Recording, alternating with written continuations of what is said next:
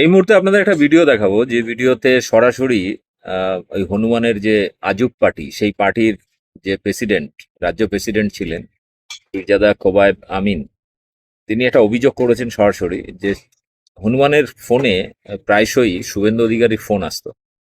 এবং এটা শুধু কোথাও লুকিয়ে চুরিয়ে বলেননি, সরাসরি তিনি বলছেন প্রেস কনফারেন্স করে। গতকাল তার প্রেস কনফারেন্সের একটা অংশ আপনারা এর আগে দেখেছেন, কিন্তু এবার সরাসরি তিনি হনুমান কবিরের সঙ্গে শুভেন্দু অধিকারীর যোগের প্রমাণ দিয়েছেন। তো আপনাদের শোনাবো কি বলেছিলেন, ছোট্ট ভিডিও।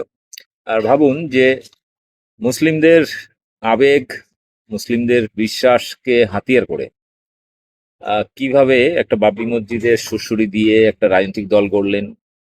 মঞ্চে দাঁড়িয়ে বলছেন 100 কোটি টাকা মসজিদ তৈরি করতে দিচ্ছেন, 300 কোটি টাকা পার্টি তৈরি করতে দিচ্ছেন। তো সেই ব্যবসায়ীর নামটা এখনো কিন্তু তিনি বলেননি। কিন্তু তারপরে যে স্ট্রিং ভিডিও সামনে আসার পর এখন লেজে গোবরে অবস্থা। প্রথম দিকে বলল যে এআই করেছে, এআই ভিডিও এটা। তারপরে নিজে স্বীকার করলেন। তার মধ্যে আবার বিজেপির সুকান্ত মজুমদার, শুভেন্দু অধিকারী, নরেন্দ্র মোদী, অমিত শাহ পর্যন্ত হুমায়ুন কবিরের পক্ষে সওয়াল করতে গিয়ে বলে ফেললেন যেটা এআই ভিডিও বানিয়েছে এই পিসি ভাইপো, তারা আইপ্যাক অমুক তমুক দিয়ে এগুলো বানিয়েছে, এগুলো সব মিথ্যা। কিন্তু তার পরক্ষণেই মানে 24 ঘন্টা কাটতে না কাটতেই হুমায়ুন কবির সরাসরি প্রেসের সামনে বলছেন যে ওটা 19 মিনিট নয়, 51 মিনিটের ভিডিও, আমি ফাঁস করব। অর্থাৎ তার বিভিন্ন কার্যকলাপ বারবার প্রমাণ করেছে যে তিনি সৎভাবে রাজনীতি করতে নামেননি, অসৎ উপায়ে ক্ষমতা দখল করার জন্য মুসলিমদের আবেগকে কাজে লাগিয়ে সুড়সুড়ি দিয়ে, ধর্মীয় সুড়সুড়ি দিয়ে তিনি রাজনীতি করতে নেমেছেন। তার জন্য তিনি বিজেপির পলিসি অনুযায়ী মুসলিম ভোট ভাগ করার জন্য সরাসরি ময়দানে নেমেছেন। এবং তার এই কথাটা কিন্তু বারবার প্রমাণ হয়েছে। বিভিন্ন প্রেস কনফারেন্সে সাংবাদিকদের প্রশ্নের উত্তরে তিনি বহুবার বলেছেন যে আমি তৃণমূলকে হারাতে চাই, তার জন্য বিজেপির আমাকে সমর্থন করলে আমি মুখ্যমন্ত্রী হব। মানে এরকম একটা পজিশন। ফলে বুঝতেই পারছেন যে তার মোটিভ মোটেই সুস্থ বা স্বাভাবিক নয়, বা মুসলিমদের স্বার্থ রক্ষার জন্য নয়, বরং মুসলিমদের ক্ষতি করার জন্য তিনি বিজেপির হাত ধরতে রাজি। এবং মুসলিমদের আবেগ, বিশ্বাস বা মুসলিম সম্প্রদায়কে এক প্রকার এই 400 কোটি বা 1000 কোটি টাকায় বিক্রি করে দিচ্ছেন বিজেপির কাছে।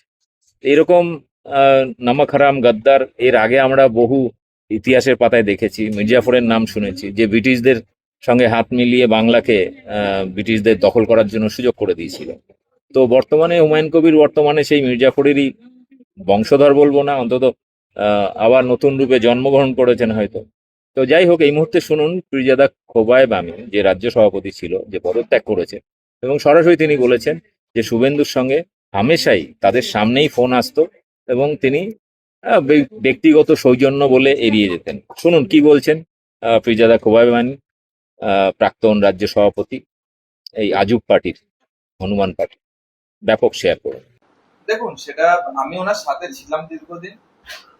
যোগসূত্র কতটা আছে জানি না, কিন্তু আমি বিরোধী দলনেতার ফোন আসতে দেখেছি ওনার ফোনে। উনি বলতেন এটা সৌজন্য সাক্ষাৎ। তো যে বিরোধী দলনেতা সংখ্যালঘুদের চ্যাংদোলা করে ফেলে দেয়, কোনো সৌজন্যবোধ ভাষা যার মুখে থাকে না, তার সঙ্গে আবার সংখ্যালঘুদের নেতার কি সৌজন্য থাকে? এটা আমার একটা প্রশ্ন। আর এই দলটাই এই এত অর্থ, এই চপার কোথা থেকে আসছে, আমি বাংলার মানুষকে বলবো এটা প্রশ্ন করুন আপনারা, কারণ আমিও কোনোদিন এতদিন ছিলাম, আমি জানতে পারি। আপনারা প্রশ্ন